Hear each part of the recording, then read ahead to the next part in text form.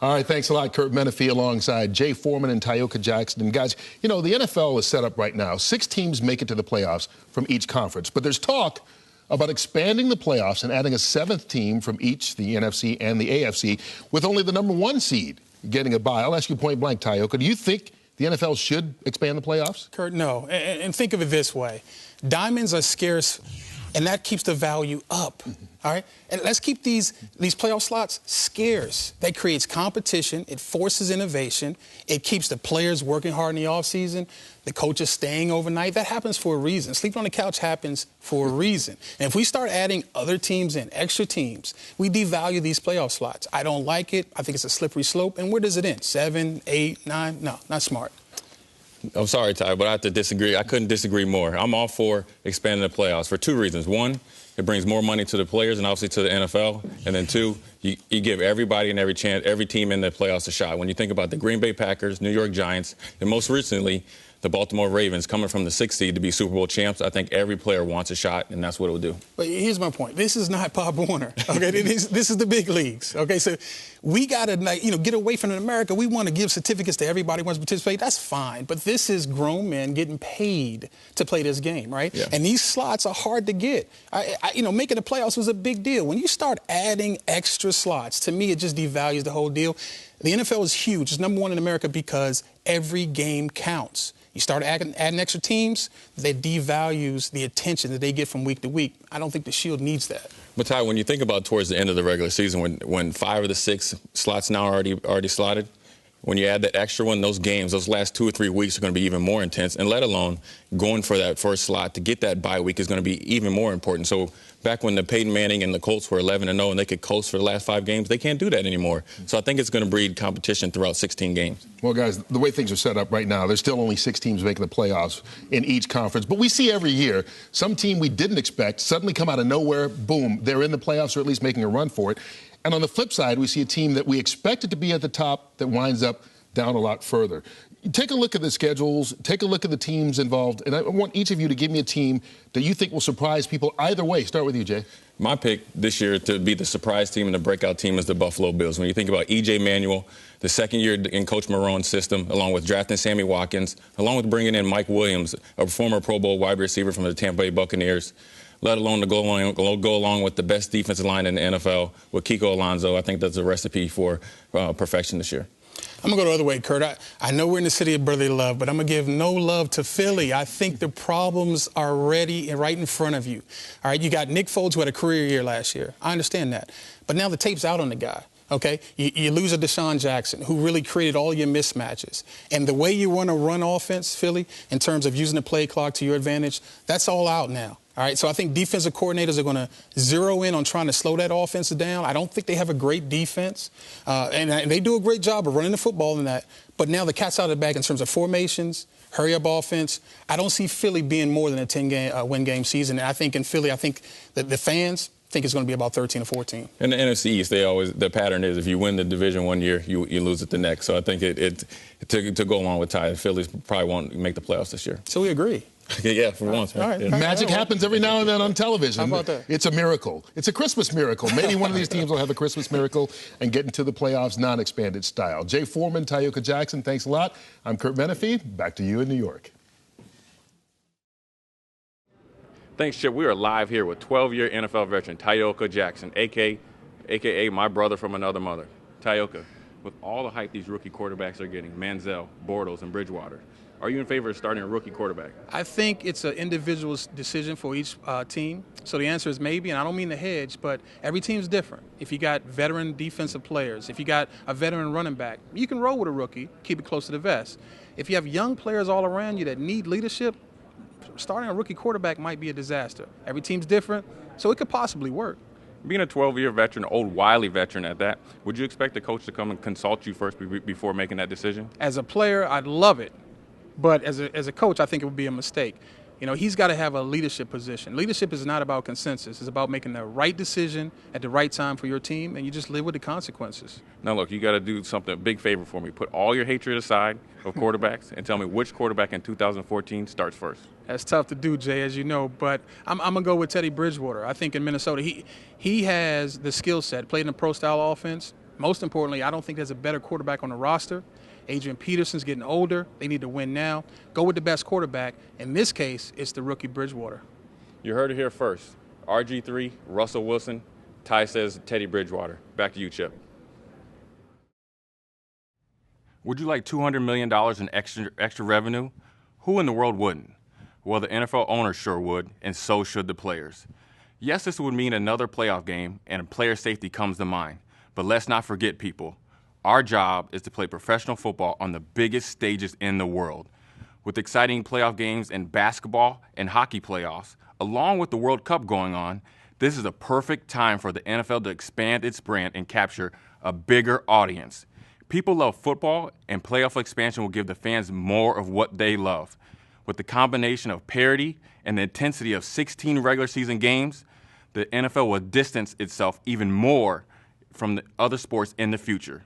With 3 recent Super Bowl champions coming from the 6th seed, this shows all any team needs is a shot. After all, every player will be getting what they want, a shot at the Super Bowl and to get paid. Most importantly, over the last few years, I've heard the NFLPA as well as the owners say every current and former player must protect the shield. Well, it's time they both step up and protect current and former players' long-term benefits when discussing additional $200 million. By allocating more money to long-term benefits, the league will be doing what they've always asked everyone else to do, and that's protect the shield. And remember, every player will become a former player. I'm Jay Foreman, and I gave it to you straight. All ages having fun here in Big D. Well, that cookie looks pretty good. Raisin cookie?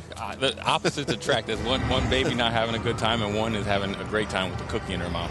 Well, you can't get any more even than the total yards in this game, Philadelphia and Dallas. It's been that kind of a game. Eagles lead 10-7. Nick Foles, the quarterback, under center. Handoff to McCoy, who kind of ducked his head early, expecting the contact. It finally came from Orlando Scandrick, but that was an odd-looking reaction by LaShawn McCoy. It looked like maybe the tight end James Casey went and blocked the wrong guy, but it was a great play by Orlando Scandrick, stepping up and making an open field tackle, probably against the most dangerous running back in the league. Almost looked like McCoy was thinking about making a little cutback move, as you see his yardage on the night.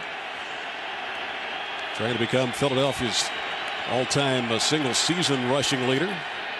Foles stays in that pocket. A little sidearm throw. Deshaun Jackson, nice little dance away, but good convergence by the Dallas defense that time. That was a good rally by Dallas defense, led by Bruce Carter. Against an open field runner like Deshaun Jackson, you need all 11 guys chasing the ball, and that's what you saw by the Dallas defense right there. Yeah, Monty Kiffin in his first season as defensive coordinator, longtime coordinator down in Tampa. Won a Super Bowl there with Mr. Gruden and company. He's won a lot of games, and it hasn't really worked out really well for him this year, but these guys are playing hard tonight, and they're playing pretty well against Philadelphia. Jackson in motion on 3rd down and 8. Philadelphia by 3. Foles finds the receiver, Jason Avant, with a nice catch and a very nice throw down to the Dallas Cowboy 40-yard line. That was a great play by Nick Foles, stepping up in the pocket and throwing it to Jason Avant. An 8-year veteran out of Michigan, kind of goes under the radar when you have Riley Cooper and Deshaun Jackson, but look at him, open across the middle, makes the catch and gets upfield and gets a 15-yard game at a crucial point in the game and gets him out of dangerous territory if they had to punt. So it's a big first down for Philadelphia up to the 39-yard line.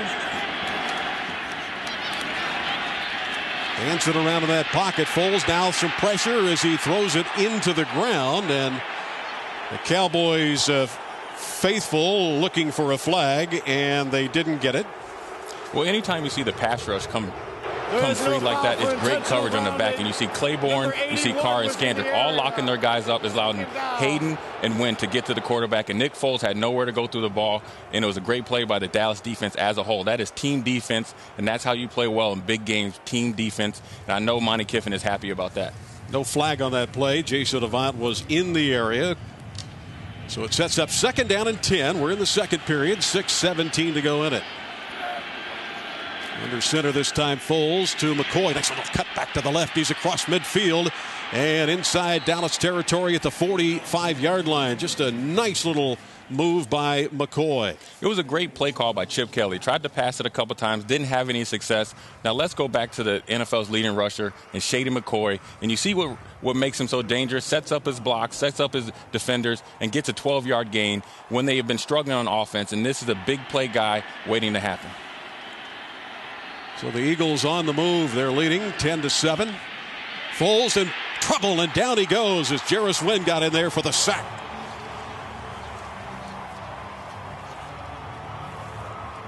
And a happy Jason Garrett. That may well have been a coverage sack. Let's take a look. Again, Dallas back end of their defense has played really well tonight to allow the defensive linemen and linebackers to come on their rushes and different blitzes. That was a stun up front, and Jarris Wynn got around the corner and got home and got the sack. And he's been playing pretty well this year. It's been pretty consistent for that Monte Kiffin defense. Added prior to the October 20th game against Philadelphia, Jarris Wynn. Dallas has been mixing and matching on that defensive line. So second down and 17, and it's McCoy getting the handoff, and Wynn got a hand in there and made another tackle. One of the things that when you take the Oregon offense and this Eagle offense this year, how to play well against them is to play good at the line of scrimmage, be physical, and the ability to get off blocks. You see Wynn again making another play just by good technique and sound team defense by the Cowboys. Now the Cowboy defense has been pretty bad all year long. 32nd, giving up almost 419 yards a game and almost 291 through the air. So 3rd and 14 for Philadelphia. Foles stays in that pocket nicely, throws left, and look out. Contact made, trying to get it out to Jason Avant. Morris Claiborne was right there, and they met right at the old corner there. That was a great series by the Dallas defense as a whole. Great coverage on the back end, great rush up front, and a great play there by Claiborne, finishing the play and also setting the physical tone that let them know that they're going to be playing all night long. So Jones to do the punting. Donnie Jones out of LSU, averaging 44.7 on the year. And the left footer booms it away. High hanging kick, fair catch call for by Harris, and a little contact. He wants a flag, and he will get one. Yeah, it was just a touchy play by a young guy, Boykin, who's had a pretty good year on defense. They're a little too over-aggressive, got inside that halo, and you have to, when you're covering the kick, you can't just look at the guy. You have to look at the ball and judge how close you can get to the returner. You see it was a penalty. Now taking him out of the green zone for the defense. Kicking team, number 22. 15-yard penalty from the spot of the foul. First down, Dallas.